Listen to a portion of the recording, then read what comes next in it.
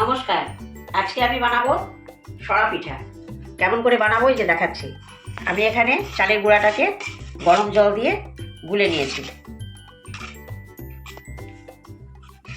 আমি এই গোলাটার মধ্যে একটু নুন দিয়েছি, আপনারা চাইলে দিতেও পারেন, নাও দিতে পারেন। এদিকে আমি গ্যাসে সরা বসিয়েছি।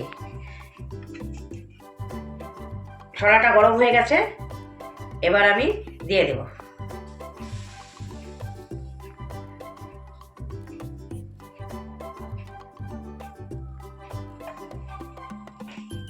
দিয়ে এটার উপরে ঢাকনা দিয়ে দেব। এবার আমি ঢাকনাটার সাইড দিয়ে একটুখানি জল দিয়ে দেব। এই ভাপে ভাপে সিদ্ধ হবে।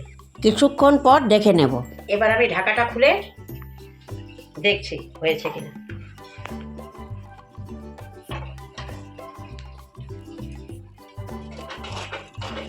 হ্যাঁ, হয়ে গেছে।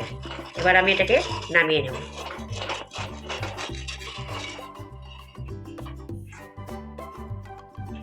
এই যে দেখুন, নামিয়ে নিয়েছি। এই যে এমনি হবে, পিছনটা এমনি হবে। এমনি করে সবগুলোকে ভেজে নেব।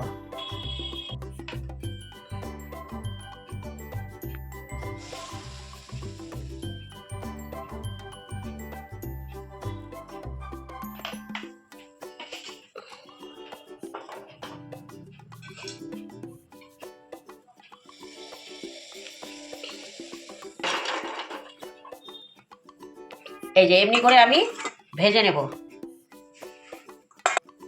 আমি এখানে কয়েকটা এই যে পিঠা গরম গরম খেজুরের গুড় দিয়ে খেতেও ভালো লাগবে।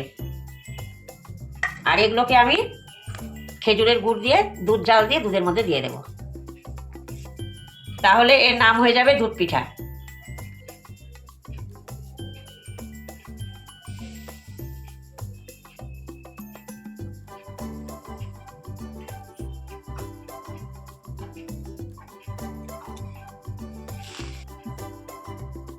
আপনাদের সবাইকে আমার তরফ থেকে শুভ পৌষ পার্বণ।